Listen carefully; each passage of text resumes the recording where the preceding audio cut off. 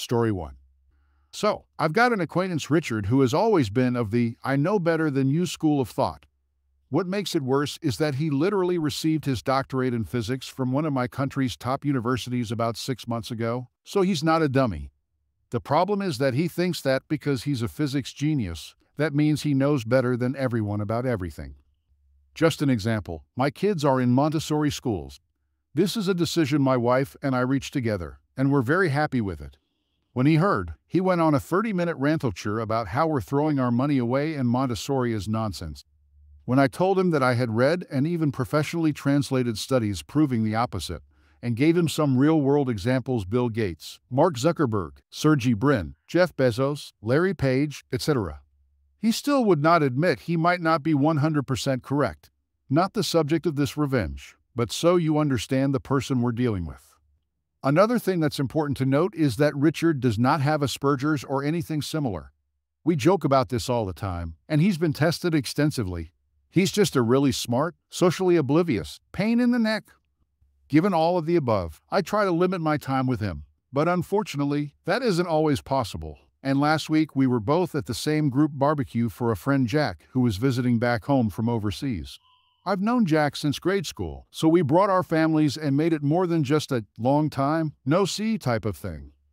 At some point later on in the afternoon, my eldest Awesome, under 10 years old, came to me really sad and said she wanted to go home. When I asked her why, she said that Richard had just spent 15 minutes telling her that she shouldn't eat hot dogs because they're unhealthy, and he explained what went into hot dogs and what they're made out of. Awesome is not a vegetarian, knows that the beef and chicken she eats used to be live animals, and has never professed interest in vegetarianism. At the same time, when a kid is eating a hot dog, they don't care or want to know what's inside. We spoke a bit, I calmed her down, and I told her to ignore Richard and go play with her siblings and her friends. Being a kid, she was thankfully easily distracted by something else and moved on. I didn't want to make a fuss with Jack or with Richard, so I just let it be. This turned out to be a mistake. About 30 minutes later, I heard Awesome scream and began crying. I ran over to her. Richard had come up to her and knocked her hot dog out of her hand, saying she shouldn't eat that garbage. I handed Awesome over to my wife for damage control, and I took Richard aside and told him that you don't ever talk to a man's kids without permission. B, you don't ever teach a man's kids without permission. And C, you sure as heck don't ever touch a man's kids without permission. He doesn't have kids, so I still wanted to give him the benefit of the doubt. This turned out to be a mistake. Instead of doing the mature thing and moving on, he decided to double down on the hot dog issue. This was the hill he was going to die on. My kids shouldn't be eating hot dogs. Keeping Jack in mind, I disengaged and told him to stay the heck away from my family. For the rest of the afternoon, I kept my eye on him, and he didn't come near them. Jack enjoyed it. We all ate some good meat. End of the story as far as I'm concerned. This turned out to be a mistake. A few days later, we received a visit from a child protection officer who claimed that we were neglecting our kids, specifically Awesome. She came in and saw that while the house could have been cleaner, what house with kids is spotless? Everything was fine. She sat with Awesome for a few minutes and asked her some questions, said everything was fine, and left. First thing I did was call a friend of mine who is a lawyer, just to be on the safe side. He said it looked to him like we were in the clear, but we should keep in touch with him just in case. Next, I began working the grapevine. It turned out that Richard had been offended by how I treated him after the hot dog incident, so he filed a false anonymous report. Being Richard, and never thinking he could ever be wrong, he was even talking about it as if people should be proud of him for what he did. I had to make sure, though, so the last thing I did before dropping the hammer on him was confronting him personally. I set my phone to record and went to his house. He doubled down yet again, saying we were torturing Awesome. He's the one who called protective services on us, and he'd do it again in a heartbeat. This turned out to be a mistake. I'm not the violent type, but I swear I wanted to break the son of a gun in half. I told him that if he came near myself or anyone in my family again, I'd have a restraining order put out on him, and I'd make sure every single one of our shared acquaintances knew why. I listened to the recording in my car, and his admission that he filed a false report came out clear as day. I immediately forwarded it to my lawyer, who said he'll get the ball rolling with some friends of his with a public prosecutor to see if we could get Richard in trouble, using his admission. Still waiting on that. The wheels of justice turn slowly sometimes. Then I enacted my actual revenge. See, after he got his doctorate, Richard bragged about the new flat he'd be moving into as soon as he sold his current flat. To that end, he renovated most of his current flat, including putting in lots of new and expensive features that required lots of electrical work. He did the same in his new flat. He did most of the electrical work himself, which is a big no-no unless you're licensed. I called in an inspector on both of his flats, who asked to see certification on who did the electrical work. Obviously, there was no certification. It wouldn't surprise me if, Richard being Richard, he began arguing with the inspector that his work was good enough and he didn't need to pay someone else to do it for him. I haven't seen or spoken to Richard since, but I've heard that he had to bring in a certified electrician to examine every single change he made in both flats. This meant dismantling everything and having it inspected. Turns out the buyers of his old flat weren't happy with the delay in receiving the keys, and were even unhappier when they learned why there was a delay. They walked away from the deal and are taking him to court. Because his sale fell through, he's now in the hole paying mortgages on 2 flats. I don't know if there was a fine levied against him, but I sure as heck hope so. Lesson of the story: you don't ever mess with a man's kids. Story 2. I adopted a full-bred husky in the Pacific Northwest. We named him Toby, but after a while, he developed the name Real Big Toby. He wasn't a huge husky or Malamute, but boy, did he look beautiful, and boy, was his personality real big. He had one blue eye and one brown eye which never failed to trip people out. On top of that, he was a huge ham, loved attention, and would actually talk to you about how his day was going. It got to the point where it was kind of silly to put him on a leash. I would tell him to stay when I went into class, for example, and he'd be passed out or getting the girls to scratch his belly when I came out. Every time. The dean of the college even knew him on a first-name basis and started to bring his dog to work after watching Real Big Toby do his thing. At the time, I lived in a mountain town, attended college, and was an avid mountain biker, so having a dog that would happily and easily do 30 miles in a day was cool. He would follow us everywhere we went. My mountain bike was my only source of transportation, so we became very in tune with one another. He was a husky after all, so you could tell when he ran that this was exactly what he was born to do. Toby was such a super good boy.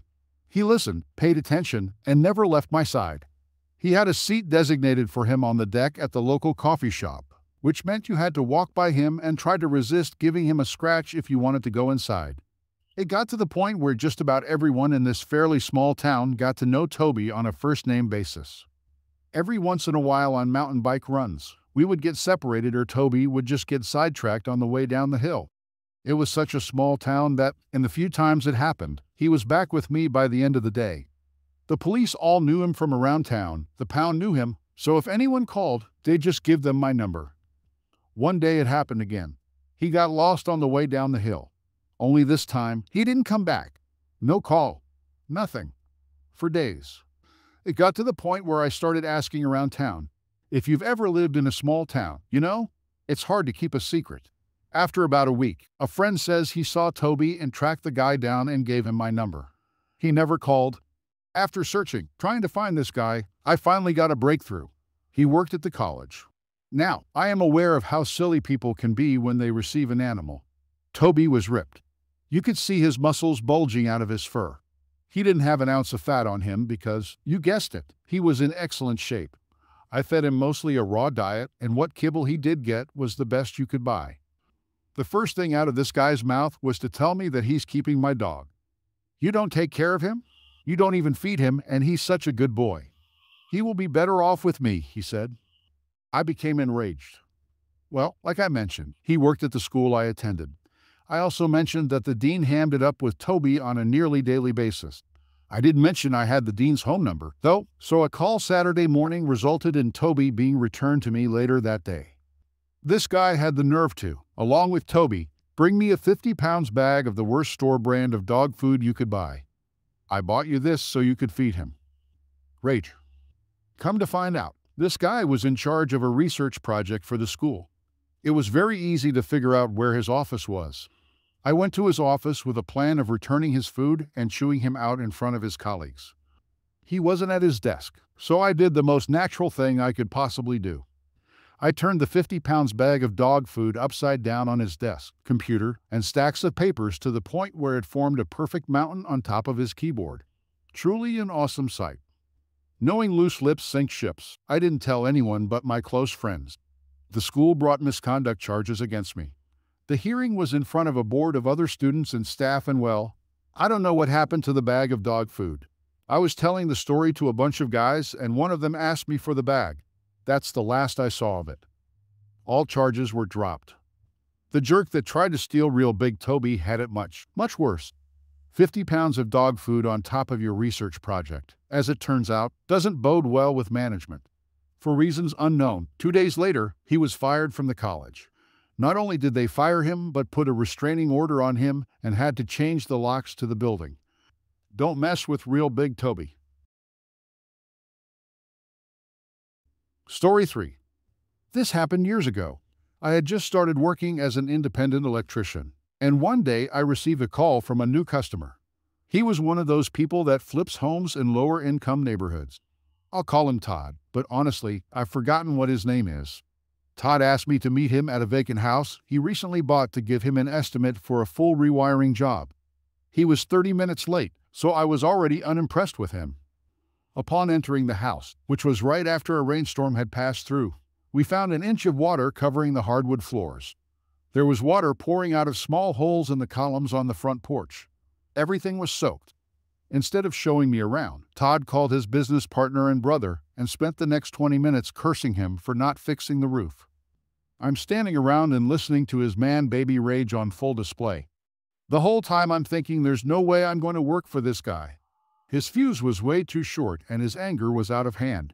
I gave him a price, which admittedly was the "I don't want to do this job" price, and didn't hear back from him until months later.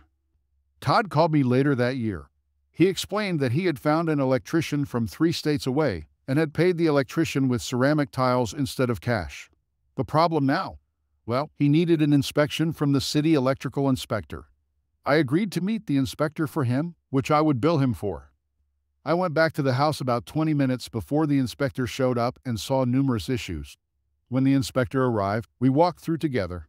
Every issue I saw, the inspector also saw. He pointed them out, and every time, I agreed with him that the work was not up to code. This inspector kept looking at me with a puzzled expression. After we did a complete walkthrough, I finally explained to the inspector that I didn't do any of the work and was hired to get him to pass the inspection. He asked me if I thought he should, and I told him absolutely not.